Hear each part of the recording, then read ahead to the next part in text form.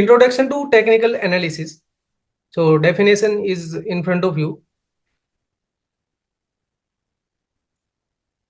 So technical analysis is like looking at a company's past price and volume data to understand where its price might go in the future. It's a way to help us decide when to buy or sell shares based on patterns and trends in the market.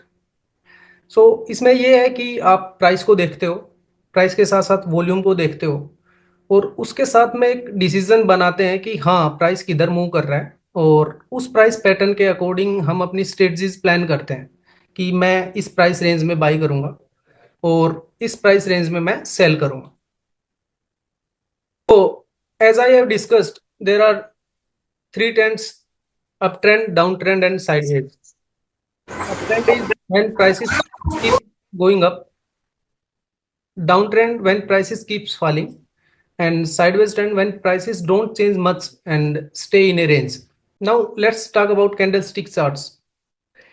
These are special charts that show how the price moved in a specific period, like one day, 1 week, or 1 month. And the timeline can be varied. It can be 1 minute or 5 minutes, it depending on the individual investor.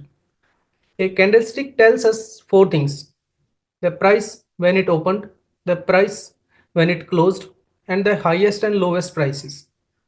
So, overview of candlestick charts. Candlestick charts are powerful tool for traders, providing a visual representation of price movements over a specific time period. They encapsulate essential market information, allowing traders to quickly assess market trends and potential reversal. Components of candlestick charts. The primary components of a candlestick include the body and the wick. So as you can see here in the upside, so the जो छोटा सा आपको एक छोटा सा line सा दिख रहा है वो है विक कैंडल का, और जो चौड़ी सी दिख रही है आपको ग्रीन और रेड दोनों में ही, that is body. The body represents the range between the opening and closing prices of a specific time frame. ये कैंडल एक दिन का भी हो सकता है, एक महीने का भी हो सकता है. तो अगर एक महीने का कैंडल होगा तो ये एक महीने की जो कैंडल रहेगी उस महीने में जो हाईएस्ट प्राइस रहा होगा उस महीने का लोवेस्ट प्राइस रहा होगा, और उसी महीने का ओपन और क्लोज जो रहा होगा कंप्लीट मंथ का, तो वो उसको इंडिकेट करेगी. 1 मंथ कैंडल, 1 डे कैंडल एक सिंगल डे का दिखाएगा, 1 मिनट कैंडल एक सिंगल मिनट का दिखाएगा. Understanding colours. So the colors of a candlestick is significant in interpreting market sentiment. Typically, a green or a white candlestick indicate that a closing price was higher than the opening price, and it indicates a bullish movement, while a red or black candlestick signifies the opposite, a bearish movement. Candlestick में candle के जो colours हैं वो आप अपने according change कर सकते हो.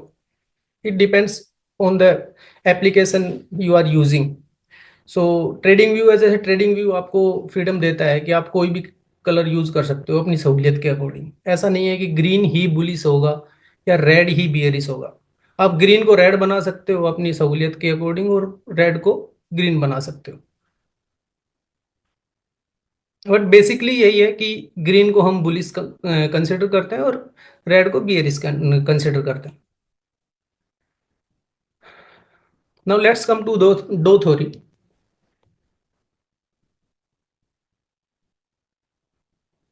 So Doe theory explains how the market works in three type of trends.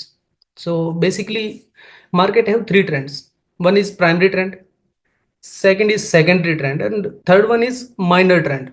So primary trend is the long term direction of the market, and secondary trend is short term corrections within the primary trend.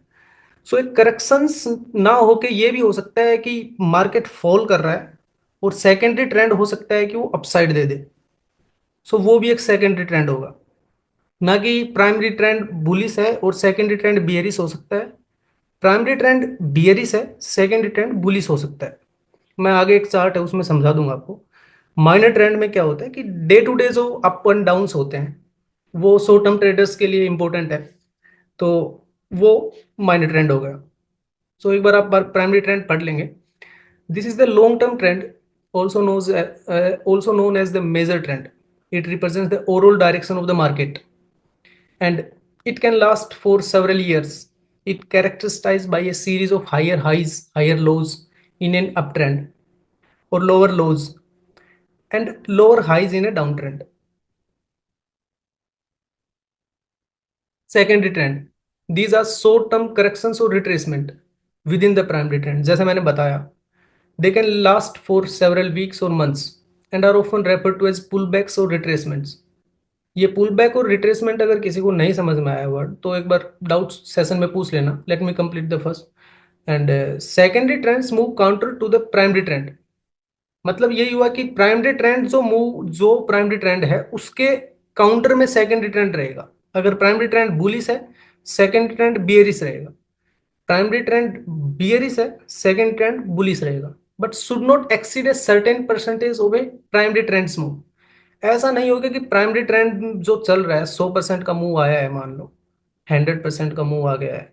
Secondary trend ऐसा नहीं होगा कि वो वापस से 100% आता है. वो हो सकता है 20%, 25-30% तक का रिट्रेसमेंट दे दे, बस उतना ही रहेगा. माइनर ट्रेंड्स जैसे मैंने बताया अभी, ये डे टू डे फ्लक्चुएशंस है और इनका लॉन्ग टर्म इन्वेस्टर्स के लिए बहुत ज़्यादा सिग्निफिकेंस नहीं है. अभी जैसा आप यहाँ देखेंगे, ये जो चार्ट है, जो प्राइमरी ट्रेंड मैंने जो लाइन लगाई है, रेड वाली लाइन जो मैंने ड्रॉ की है, उसमें आप देख रहे होंगे ये प्राइमरी ट्रेंड है कि मार्केट, ओवरऑल मार्केट अप ही जा रहा है. आप अगर स्टार्ट से एंड तक देखेंगे तो मार्केट का डायरेक्शन है वो अपसाइड है. बट सेकेंडरी ट्रेंड में अगर मेरा कर्सर आपको दिख रहा होगा तो यहाँ से और यहाँ तक मैं देखूंगा इस शॉर्टर टाइम पीरियड में, तो सेकेंडरी ट्रेंड जो है वो बियरिश है. बट वो बहुत कम टाइम के लिए रहा है. ये मैंने मंथली वीकली चार्ट यूज किया हुआ है, लाइन चार्ट है, कैंडल स्टिक चार्ट नहीं है. ये इसलिए दिया है कि थोड़ा इसमें ट्रेंड का पता लग जाए कि हाँ मूव कर रहा है ऊपर. तो सेकंड ट्रेंड जैसा आप देख रहे हो कि ये नीचे मूव कर रहा है. माइनर ट्रेंड्स जो आप देख रहे हो ये हैं कि डे टू डे फ्लक्चुएशंस, कि मार्केट अप हुआ फिर अगले दिन डाउन हुआ, नेक्स्ट डे उसके भी अप हो गया फिर डाउन हो गया. सो ये minor trends.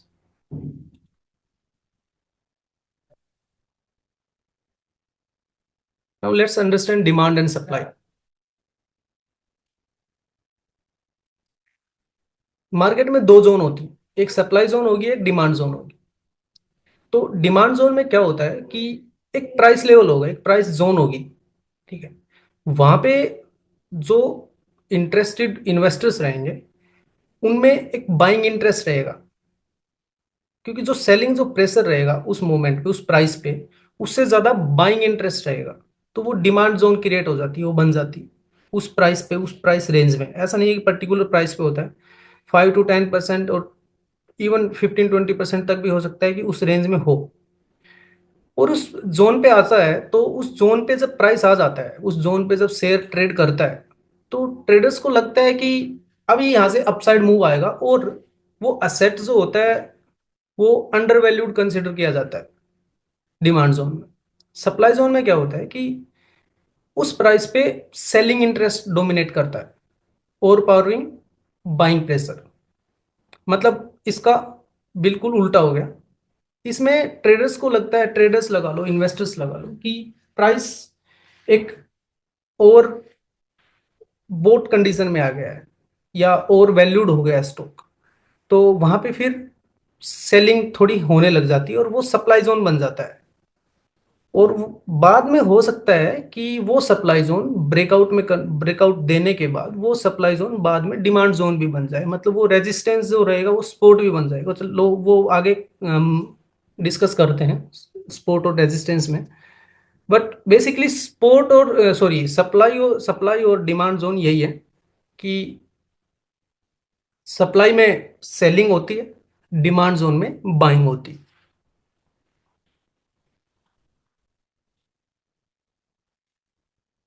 What is support and resistance level? आप लोगों को पता भी होगा. सपोर्ट में क्या होता है कि a level where price stop falling because buyers step in. वहां से बायर्स आते हैं खरीदने के लिए, खरीदार मिल जाते हैं, तो वहां पे स्पोर्ट बन जाता है. वहां पे प्राइस वापस आएगा, वापस फिर से उसमें बाइंग आ जाएगी. तो ये स्पोर्ट हो गया. रेजिस्टेंस है, resistance is the opposite of sport. It is a price level where an uptrend may stall or reverse due to concentration of supply. जैसा हमने सप्लाई और डिमांड जोन जो हमने डिस्कस किया, सो वहां पे यही हुआ। Sellers typically emerge at this point believing that the price is too high leading to a potential price declines. So resistance से प्राइस क्या होगा कि वहां पे सेलिंग होने लग जाती है और वो रेजिस्टेंस जो पूरी जोन है वो आपकी सप्लाई जोन में कन्वर्ट हो जाती है। कन्वर्ट नहीं होती, वो वही होती है, बट वहां से सेलिंग प्रेशर आने लग जाता है तो प्राइस नीचे आने शुरू हो जाता है। Let's discuss the market cycle, the stages of market cycle. So market operates in four stages. One is accumulation, second one is markup, third is distribution and fourth is markdown. So accumulation में क्या होता है कि जो smart investors होते हैं वो share को खरीदते हैं, खरीदारी होती है, और वो प्राइस जो होता है वो बड़ा स्टेबल होता है और लो प्राइस होता है। ठीक है, तो अकोमोलेशन में वही जो मैंने लिखा अभी, the stage occurs when informed investors smart money यहाँ उनको बोला है जैसे इंस्टीट्यूशंस हो गए, एफआईआई हो गई, डीआईआई हो गई, कोई मार्क इन्वेस्टर हो गए। सो वो हो गए स्मार्ट और इन्फॉर्म्ड इन्वेस्टर्स। स्मार्ट मनी उसी को यहाँ पे मैंने यूज किया है। Begin purchasing assets at stable prices anticipating future increase, it often follows a market downtrend when prices have stabilized, right? Now let's move to markup. Markup में क्या होता है? In this phase price begin to rise significantly as more investors join the market, driven by positive sentiment and increased demand for asset that were previously undervalued. तो ये undervalued और overvalued का तो राज sir ने बहुत अच्छे से पढ़ाया हुआ है हमें। सो मार्कअप में वही हो रहा है कि जब मार्केट को पता लग रहा है कि हाँ इस स्टॉक में कुछ हो रहा है, सो अकोमुलेशन में तो लोगों ने धीरे धीरे अकोमुलेट कर लिया, लेकिन मार्कअप में जैसे मार्केट को पता लगा उसके बाद प्राइस रिएक्ट करता है, शेयर प्राइस ट्रिगर होता है, तो मार्कअप होता है। Third is distribution. डिस्ट्रीब्यूशन में क्या होता है कि एक पर्टिकुलर रेंज में या बहुत हैवी प्राइसेस मिल जाते हैं या ओवर वैल्यूड हो जाता है स्टॉक, और वहां पे जाके जो इन्वेस्टर्स थे जिन्होंने नीचे अकुमुलेट किया था या बहुत नीचे बाइंग कर रखी थी, वो धीरे धीरे धीरे धीरे धीरे धीरे अपना सेल करते जाते हैं और वहां से डिस्ट्रीब्यूशन स्टार्ट हो जाता है। So as prices reach their peak informed investors start to sell their holdings to capitalize gains. This stage is characterized by high trading volumes and market euphoria, right? Now comes to mark down. ये final stage है market की, और इसमें क्या होता है कि price जैसे मार्कअप में प्राइस मूव हुआ था, मार्क डाउन में प्राइस नीचे डिक्लाइन होगा।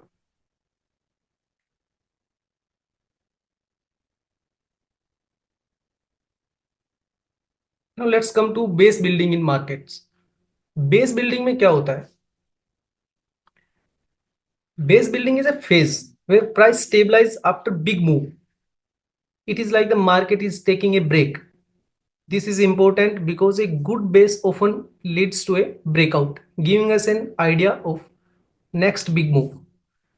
Definition of base building is: base building refers to a phase in the market where prices consolidate and stabilize over a period, leading to a more predictable environment for traders. Significance of base building: this phase is crucial as it often indicates potential future price movements. A well-formed base can lead to a breakout, initiating significant upward or downward trend.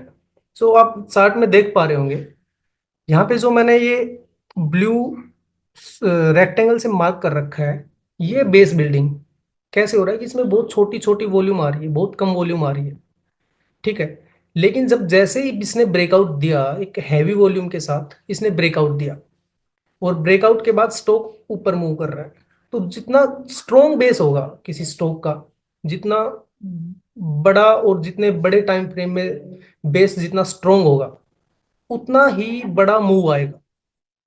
मैं अपना personal experience बोल रहा हूँ। और वो breakout अगर heavy volume के साथ आ रहा है तो उतना ही बड़ा मूव आपको मिल सकता है।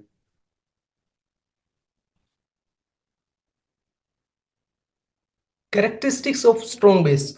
A strong base is typically characterized by a series of price lows and high that form a horizontal or slightly upward sloping pattern. This indicate accumulation और distribution by savvy investors. जैसा previous slide में देखा आपने, यहाँ पे क्या हो रहा है, एक रेंज में प्राइस मूव कर रहा है और नीचे वॉल्यूम भी बहुत कम है, तो यहाँ पे accumulation हो रहा है। और ये उल्टा भी हो सकता है कि प्राइस बहुत ऊपर आ गया है और उसके बाद अगर सेम सेम सिनेरियो बन रहा है, तो हो सकता है कि डिस्ट्रीब्यूशन फेज हो मार्केट का, उसके साथ हो सकता है कि शायद प्राइस नीचे आए, मतलब मार्कडाउन। जैसे हमने स्टेजेस पढ़ी, तो मार्कडाउन स्टेज में भी आ सकता है वो पर्टिकुलर स्टॉक। तो ये एक्यूमुलेशन और डिस्ट्रीब्यूशन आपको देखना है कि ये एक्यूमुलेशन है या डिस्ट्रीब्यूशन है। प्राइस अगर बहुत ज्यादा मूव करके एक्यूमुलेट हो रहा है और ओवर वैल्यूड अब भी नहीं है, तो हो सकता है वो दोबारा से मूव दे दे। अगर आप देख रहे हो कि प्राइस एक रेंज में मूव कर रहा है और स्टॉक शायद ओवर वैल्यूड है, जैसा ओवर वैल्यूएशन आपने पढ़ ही लिया, ओवर वैल्यूएशन और ओवरसोल्ड ओवरबोट, तो वहां आप ये डिसीजन ले पाएंगे कि हाँ अभी मेरे को निकलना चाहिए, मेरे को अपनी प्रॉफिट बुकिंग करनी चाहिए, अब ये ओवर वैल्यूड हो चुका है स्टॉक। तो बेस बिल्डिंग वाला ये आपको थोड़ा एज देगा। Implications for investors. Understanding base building can help investors make informed decisions about entry and exit points.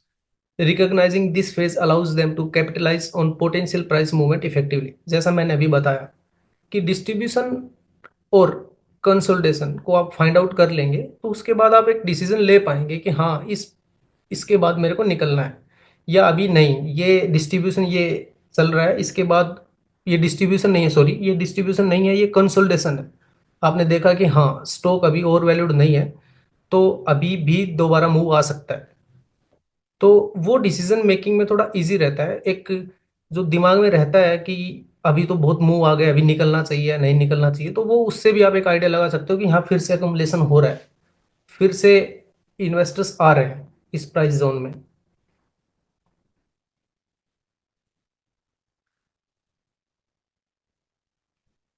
Now let's discuss moving average and EMA.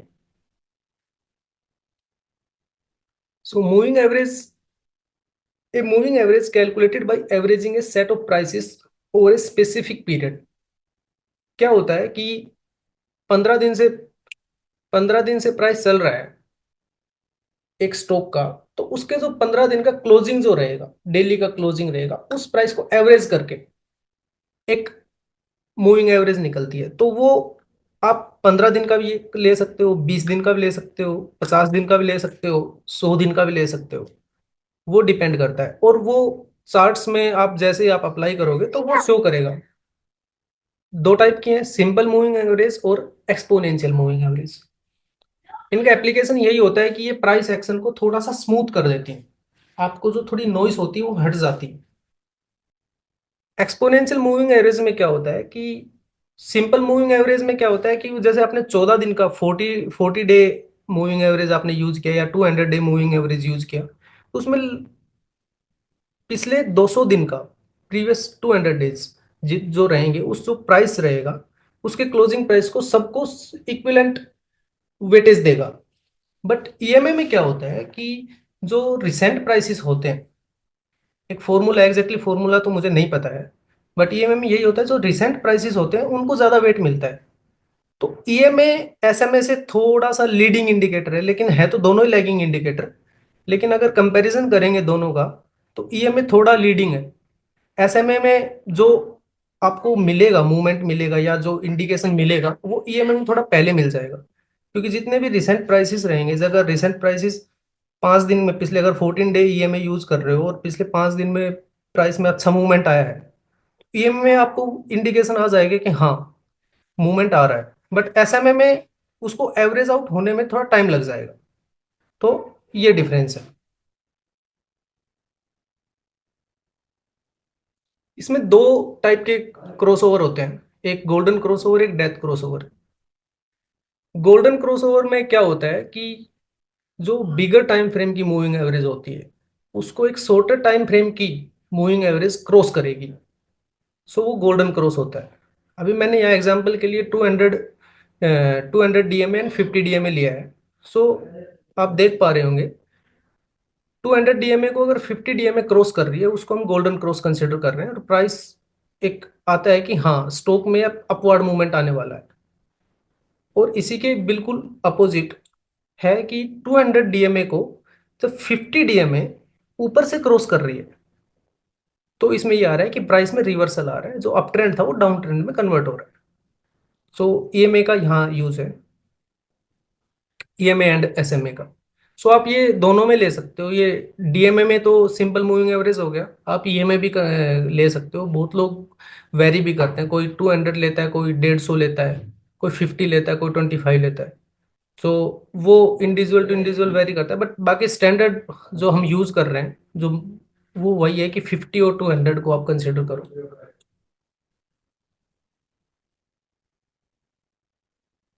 Summary,